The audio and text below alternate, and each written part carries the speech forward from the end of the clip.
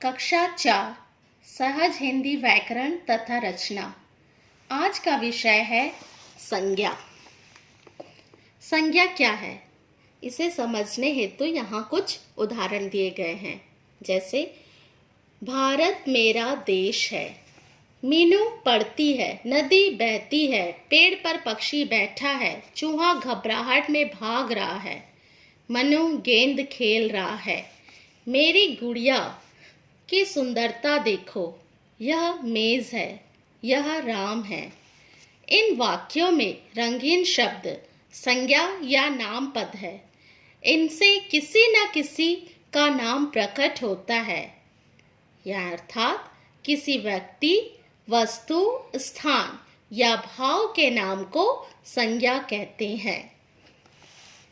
भारत, मीनू, नदी, पेड़, पक्षी, चूहा, घबराहट, मनु, गेंद, गुड़िया, सुंदरता, मेज, राम, ये सब संज्ञा या नाम पद है। अर्थात संज्ञा किसी व्यक्ति, प्राणी, वस्तु, स्थान अथवा मन के भाव आदि के नाम को संज्ञा कहते हैं। दूसरे शब्दों में इस संपूर्ण ब्रह्मांड में हमारे चारों ओर जो कुछ भी है हमें दिखाई देता है अथवा जिसका मन से अनुभव किया जाता है, उन सभी पदार्थों के नाम को ही संज्ञा कहते हैं।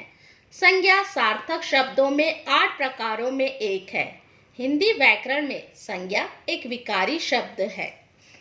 संज्ञा के भेद। संज्ञा के भेद: पहला व्यक्तिवाचक, दूसरा जातिवाचक और तीसरा भाववाचक। ऊपर दिए गए उदाहरणों में आपने देखा, भारत देश का नाम है, मीनू एक विशेष लड़की का, मनु और राम किसी व्यक्ति के नाम है। इन्हें व्यक्तिवाचक संज्ञा कहते हैं। उसी प्रकार नदी, पेड़, पक्षी, चूहा, गेंद, गुड़िया, मेज, ये सब किसी वस्तु का बोध कराते हैं। इनमें से प्रत्येक शब्द से उस जैसी अनेक वस्तुओं का बोध होता है, जिन्हें जातिवाचक संज्ञा कहते हैं। घबराहट, सुंदरता, मन के भाव या विचार का बोध कराते हैं, इन्हें भाववाचक संज्ञा कहते हैं। तो अर्थात व्यक्तिवाचक संज्ञा की परिभाषा है, जिन शब्दों से किसी विशेष वस्तु, व्यक्ति या स्थान का बोध हो, उसे व्यक्तिवाचक संज्ञा कहते हैं। उदाहरण है चंद्रगुप्त, लक्ष्मी, इंद्रप्रस्थ, कुतुब मीनार, रामायण, सुनील, मुंबई, रामपुर आदि। उसी प्रकार जातिवाचक, जिन शब्दों में से एक प्रकार की अनेक वस्तुओं का बोध हो, उन्हें जातिवाचक संज्ञा कहते हैं। जैसे लड़की, किताब, झरना, मंदिर, अध्यापक, रानी, बच्चा, पर्व, शेर, सेब आदि। भाववाचक संज्ञा, जिन शब्दों से किसी भाव, दशा, स्वभाव आदि का बोध हो, उन्हें भाववाचक संज्ञा कहते हैं। जैसे हर्ष, ऊंचाई, बचपन, मनुष्यता, सुंदरता, लाभ, दोस्ती आदि। तो हमने अभी तक पढ़ा कि संज्ञा क्या है। किसी व्यक्ति, वस्तु, स्थान या भाव के नाम को संज्ञा कहते हैं। संज्ञा के भेद: व्यक्तिवाचक, जातिवाचक, भाववाचक। हम इसे एक सिंपल से उदाहरण के, साधारण उदाहरण के द्वारा भी हम इसे बड़ी आसानी से समझ सकते हैं। जैसे यहाँ एक वाक्य दिया हुआ है, राम बड़ी प्रसन्नता से विद्यालय जा रहा है। इस वाक्य में राम से किसी व्यक्ति का बोध हो रहा है, इसलिए वह हो जाएगा व्यक्तिवाचक संज्ञा। उसी प्रकार प्रसन्नता मन के भाव को दिखाता है, इसलिए वो हो जाएगा भाववाचक संज्ञा। और विद्यालय इसलिए जातिवाचक संज्ञा है क्योंकि विद्यालय के भी कई प्रकार होते हैं। जैसे हो गया आपका प्राइमरी स्कूल, हाई स्कूल, इस प्रकार से, इसलिए यहाँ विद्यालय होगा जातिवाचक संज्ञा। अब हम इसके अभ्यास प्रश्नों को करेंगे। Page number 26। पहला प्रश्न है आपका, दिए गए शब्दों में से जो संज्ञा शब्द नहीं है उन पर गोला लगाइए।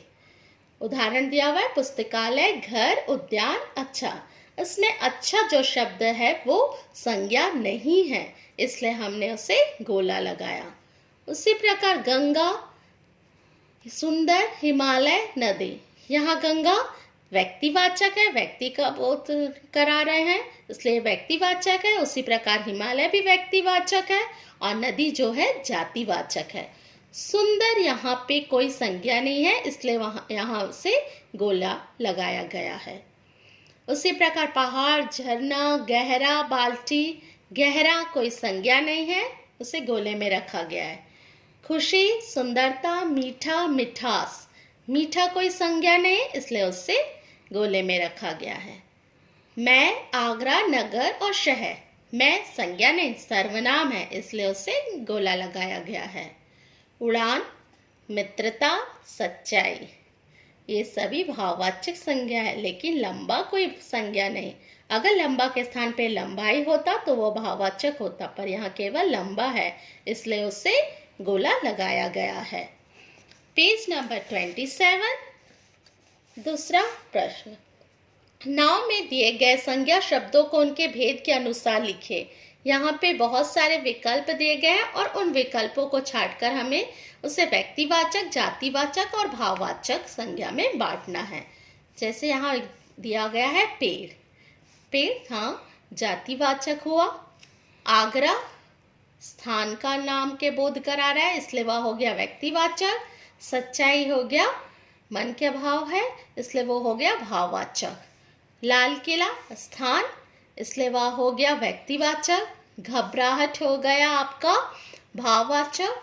पशु जातिवाचक।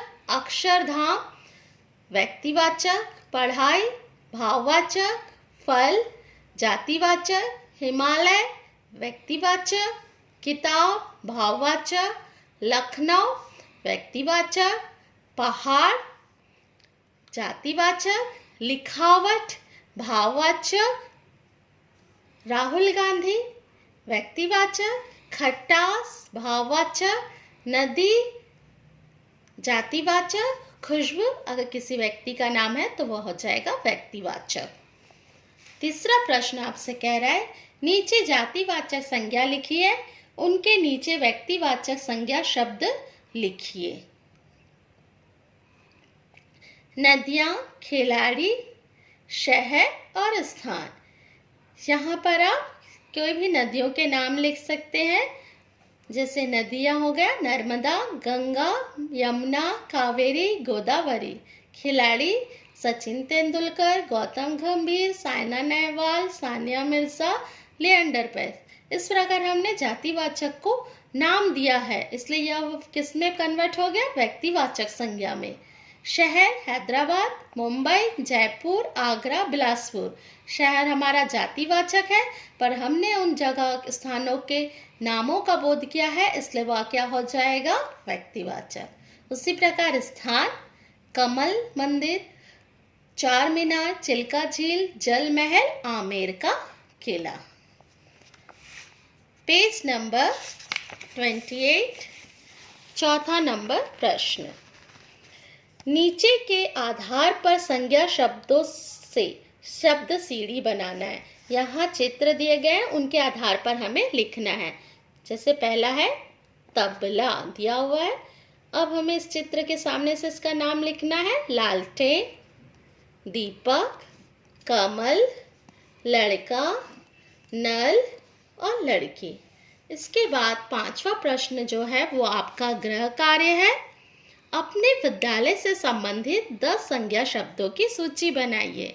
संज्ञा आप जानते हो, हमारे चारों तरफ जिन जिन वस्तुओं के नाम हैं उन संपूर्ण वस्तुओं को संज्ञा कहते हैं। तो आप विद्यालय में कौन से संज्ञा देखते हैं उनकी सूची बनानी है। आशा करती हूँ आपको ये पाठ अवश्य समझ आया होगा। धन्यवाद।